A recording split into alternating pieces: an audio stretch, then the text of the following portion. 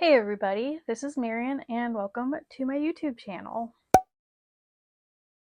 It's been a couple of years since I filmed like a full out YouTube video, and I used to have a channel a couple of years ago. I started it during the 2020 era when I was at home and I was just talking about a ton of different subjects, but in the past couple of years, I've started working really hard on my book blog and I'm trying to grow it in traffic and just share more reviews and more of my thoughts about books. And so I thought that, maybe I'd start posting some videos on YouTube, just like my current reads and maybe monthly wrap ups, and just talk about different things that I'm looking forward to, different publishing releases, all that kind of good stuff. So I'm going to be posting some videos like this where I sit down and talk to you long form. I'm probably going to be making some shorts as well, just because I have fun doing that. And, it's a way to get more content out there, share more mini reviews on books, and do it in more of like a casual way. Whereas, like, my book reviews are longer, usually about, 1,000 words or more, where I'm just sharing like every nitty gritty detail about my thoughts. And I think my YouTube channel is just going to be some shorter thoughts. So, you probably saw from the thumbnail that today we're going to be talking about a couple of my most recent reads, and so let's get into it. So first, I guess I'll break down my stats a little bit. I'm going to be talking about 4 books in this video. 2 of them are review copies. One of them is from NetGalley. One of them is from the author directly. I connected with them on Instagram, and happily they gave me a review copy, so that was really cool. And I'm also going to be talking about 2 books that I checked out through Kindle Unlimited. I love Kindle Unlimited. It's like Netflix for books, and it just makes me so happy. I love that so many authors are sharing their series with us through KU, and it's just really neat, but I'll talk more about that in later videos for sure. So the first book that we're going to be talking about, and this is just going to be a couple of brief thoughts because the book actually doesn't come out until February of 2026. But this book is called Adrift by Will Dean. And I read my first book by Will Dean last year. My friend Jen recommended it to me. It was called The Last One. And I checked it out through KU and I was completely blown away by it. The story was just so out there and I just did not see any of it coming. So when I saw that one of his books was available on NetGalley to request, I was like, I really want to read that. And they accepted me, so that was cool. This story is a little bit darker. It's about a family who lives in kind of like a rundown part of a town, and they are living a very impoverished lifestyle because it's a mother, a father, and a son. And the father and the mother, they're kind of at odds with each other, where the father is very difficult.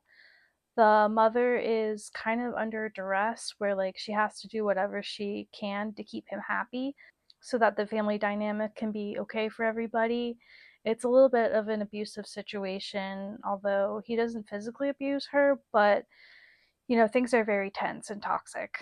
So the family lives on a houseboat because the father lives this very like wants to be a writer, and he lives this very like romanticized like writer lifestyle where he's like, we're going to live on a boat and I'm going to write every night and I'm going to publish the next great American novel and it's going to be great.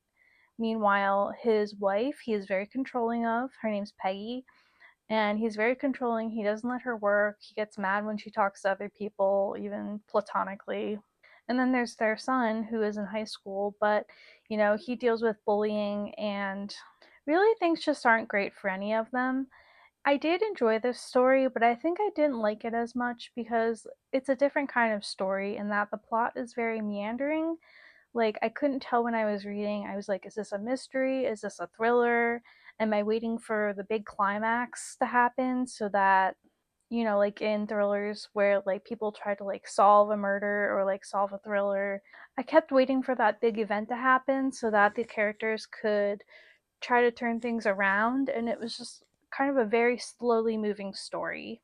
So in the end, did I like the book? I would say yes. I did enjoy it. The story, it was gripping and it kept me wanting to keep reading, and I wanted to find out what was going to happen because I was really rooting for the mom and the son. I was like, they need to get out of this situation ASAP.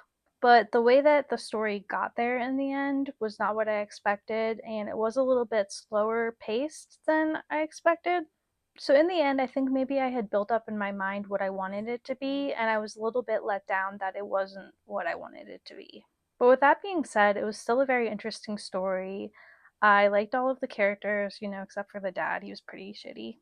And I, of course, like the writing style. I think Will Dean writes very interestingly. Is that a word? I think it is. I'm definitely looking forward to checking out more of his backlist. So, yeah, I will mention this book more when it comes out in February. I have my full book review scheduled for February, closer towards the release date. But definitely add this one to your TBR if you like the author or if you like thrillers, because it's more of a low key thriller, definitely, but it's also very interesting and it did keep me on the edge of my seat. Next, we're going to be talking about a new cozy mystery release called Whiskey Business by author Adrian Andover. I actually connected with the author on Instagram, and when I saw that he was collecting, book bloggers, influencers to see if they would read and review his book, I was like, sign me up. Personally, I don't love whiskey, but I love the idea of a literary lounge that people in town can hang out at. So that definitely piqued my interest, and I wanted to find out more about this book. So the main character Reese is actually going through a lot of life changes. He recently ended his engagement with his fiance, and you'll find out more in the book why that happened. But so he's going through that. He's also a new business owner. He just opened a whiskey lounge called Subplot. Personally, I think that Subplot is a really cool name for a bar, and I would love to go there. But so some of the things that I really liked about this story were I really liked the setting. It's set in a fictional small town called Hope Mills in Pennsylvania. And I'm also from Pennsylvania, so it felt very realistic to me. I live near a town called Lidditz, which was voted the coolest small town in America in 2012, and the people of Lidditz will never let you forget it. So to me, Hope Mills felt very similar to that, and I felt very at home reading this story. I also really liked the lounge. I thought, the literary menus were really cool. I thought the literary cocktails were really neat. And the murder was very interesting. I'm not going to go into the details because I don't want to spoil the plot for you, and I really think you should read this book. But I thought it was a very enjoyable debut, and Adrian, the author, has already confirmed that he's hard at work on the second book in this series. So I can't wait to hear more about that. If you're a cozy mystery fan and you're looking for something new to check out this fall, I would definitely recommend this one. And I'll share a link to my full review down in the description if you're interested in checking that out. So, the next book that we're going to be talking about is called A Halloween Homicide by Tanya Capps. She is a very prolific cozy mystery writer. She's known for the Campers and Criminals series. And I was actually just on Goodreads the other day and I saw on the description of book number 1 that it's going to be made into a Hallmark series, and that piqued my interest. So I have not actually started that series yet. This is totally off topic, but I'm going to be adding those to my TBR list soon. Anyway, back to A Halloween Homicide. So this book is about a small town reporter named Violet, and she works for a small town newspaper that when she moved to town, it wasn't that popular, but slowly she's been writing more stories and helping the paper pick up. In this book, it's a Halloween book, of course. You probably could tell by the title. But she is going to write a story about a haunted hayride in town. But she doesn't really want to do that because she's a little bit scared about Halloween and spooky stuff. And I can relate. I'm also a big chicken when it comes to spooky things. I actually went to Field of Screams, which is like this 4-part scary horror event in my town, and I went for the first time like 2 years ago with friends, and I really regret it. It was terrifying. But I guess what I'm trying to say is that I can relate to Violet and her fear. So she agrees to go on a sample haunted hayride during the daytime, and the owners agree to that. But little does she know that during the daytime hayride, they are about to uncover a dead body. Now, the reason why I decided to read this book is because it's almost fall and I'm interested in reading some fall, cozy, seasonal reads. But it's not always the best thing to do with a cozy mystery series to jump in the middle. You really should probably start at the beginning because even though the mysteries are often standalone, you really need to get to know the characters and the town. So I was a little lost for some of the things, but I also thought this book was really funny. I loved Violet and her mom. I loved Darren, the love interest of Violet. Holiday Junction just seems like a really cool small town, and if it was a real place, I would love to visit it. The mystery in this one was a little bit confusing, but I blame myself for that. I jumped in the middle of a series. I got too excited. I wanted to read the spooky Halloween reads. But with that being said, I did think it was a really fun book. I enjoyed the characters in the small town, and it's motivated me to go back and start at the beginning of the series so that I can get to know Holiday Junction a little bit better. Have you read this series, or do you have any like spooky Halloween reads you want to recommend to me? Definitely let me know in the comment section down below because I am full in my cozy reading mode. It's September now, I am ready. And the last book I'm going to be talking about is a book that I just started, so I'm not very far into it yet, but I wanted to give it a spotlight anyway because I love this series. The last book we're going to be talking about is Every Hex You Take by Tara Lush. This is part of the Crescent Moon Cozy Mysteries series, and this is actually the third book in this series. So I have read books 1 and 2 so far, and I'm just starting book number 3. I really adore this series so far because 1, I really enjoy the characters. 2, I really enjoy the found family aspect. There are just so many funny characters and side characters.